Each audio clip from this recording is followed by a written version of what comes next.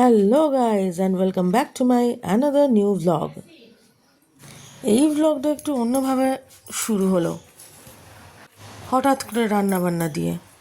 তাই মনে প্রশ্ন জাগতেই পারে, হঠাৎ করে এরকমভাবে একটা ভ্লগ? কারণ আছে বস, কারণ আছে, শুনেই নাও তবে। কালকে আমাদের বেরোনো, হরিদ্বার যাওয়া। তো আজ আমরা আমি আজকে ফ্রাইড রাইসটা করে নিচ্ছি, কালকে দুপুরবেলা ট্রেনে খাবো তার জন্য। কারণ কি কালকে সকালবেলা তাড়াতাড়ি করতে পারবো না। কালকে সকালবেলা লুচি আলুর দম রাতের খাবারের জন্য সব কিছু প্রিপারেশন করে নিয়ে যেতে হবে। সো এখন ফ্রাইড রাইস রান্না চলছে। ফ্রাইড রাইস এখন শেষের পর্যায়ে প্রায়, দেখিয়ে দাও।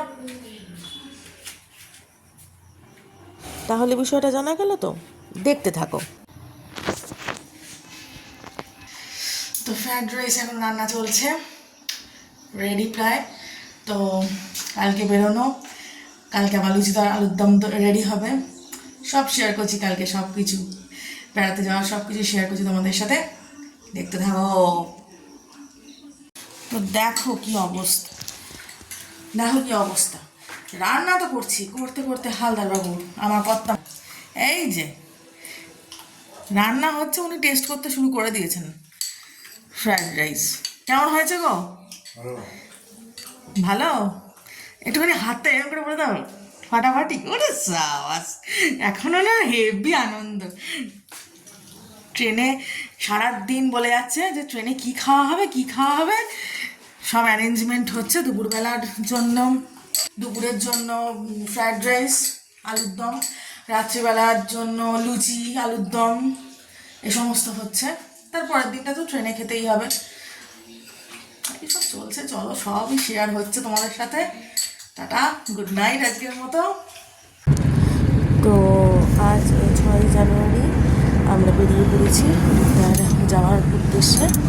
আমরা গাড়ি করে যাচ্ছি এই কারণে, ট্রেনে এখন প্রচুর ভিড় হচ্ছে সকালবেলা। আসলে লিলুয়ার ওখানে কাজ হচ্ছে, তো তাই জন্য প্রচুর ভিড় হওয়ার জন্য আমাদের গাড়ি করতে হয়েছে। গাড়ি করে আমরা হাওড়া স্টেশন পৌঁছে গেছি। এই যে পৌঁছে গেছি হাওড়া স্টেশন। এবার সকালে লুচি তরকারিটা তোমাদের সাথে শেয়ার করা হয়নি, কেন কি এত ব্যস্ততার মধ্যে ছিলাম, শেয়ার করতে পারা যায়নি। তো স্টেশনে চলেও এসেছি, ট্রেনও ঢুকছে আস্তে আস্তে আমাদের। 12369 হাওড়া দেরাদুন কুম্ভ এক্সপ্রেস, যেটাকে উপাসনাও বলা হয়।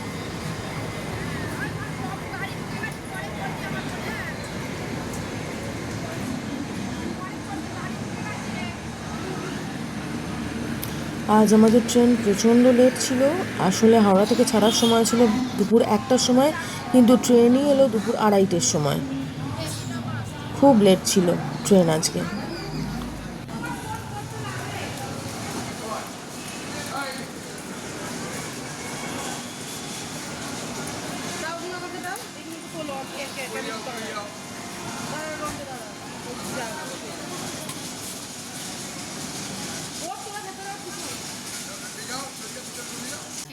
ফাইনালি আমরা ট্রেনে উঠে সমস্ত লাগেজপত্র ঠিকঠাক করে রেখে একটু বসে নিলাম, কেন কি অনেকক্ষণ ধরে স্টেশনে ওয়েট করছিলাম। তারপর তো তখন দুপুরবেলা প্রচণ্ড জোর খিদে পেয়ে গেল, তার জন্য বেরও করে ফেললাম খাবার দাবার। এই যে সেই ফ্রাইড রাইস আর আলুর দম নিয়ে আমরা দুজনে জমিয়ে বসে পড়লাম খাওয়া দাওয়া করতে। প্রচণ্ড জোর খিদে পেয়ে গিয়েছিল। সকালবেলা একটু কিছু খেয়ে বাড়ি থেকে বেরিয়েছিলাম, আর তো ট্রেন এত লেট। তারপর দুপুরের খাওয়া দাওয়া সেরে আমরা একটুখানি রেস্ট নিয়ে নিলাম। ট্রেন তো চলতেই থাকলো দুরন্ত গতিতে।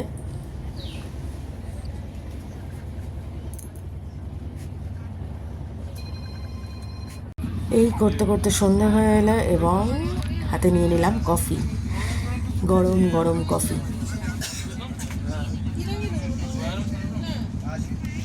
কফি কেমন? কফি কেমন গো?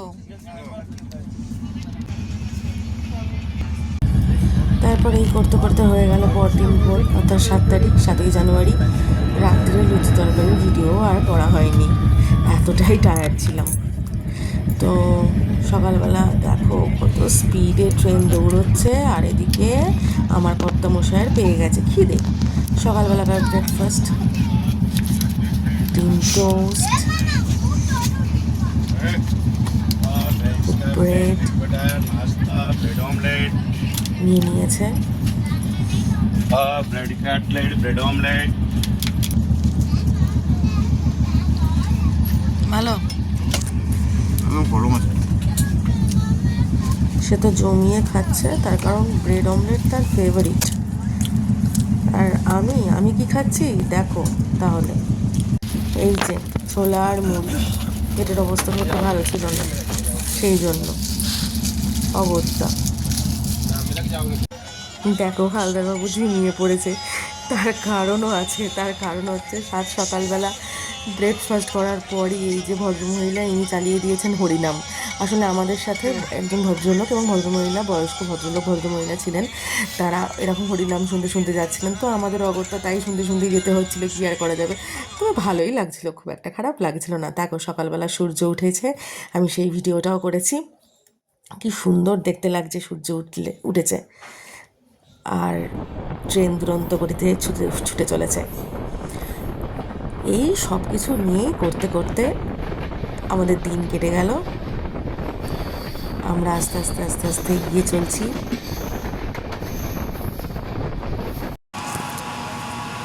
অবশেষে আমরা পৌঁছে গেলাম হরিদ্বার।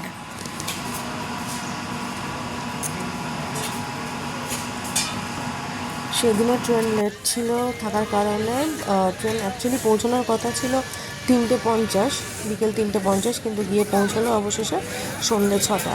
এরপর আমরা অটো ধরার জন্য দাঁড়িয়ে পড়লাম, কেন কি হোটেলে যেতে হবে। এই হচ্ছে হরিদ্বার স্টেশন। এরপর কোনো রকমের হোটেলের লাগেজ রেখেই দৌড়ালাম হরকিপৌড়ি ঘাটের দিকে এবং চলে এলাম, যেটা এখানে মেন আকর্ষণ।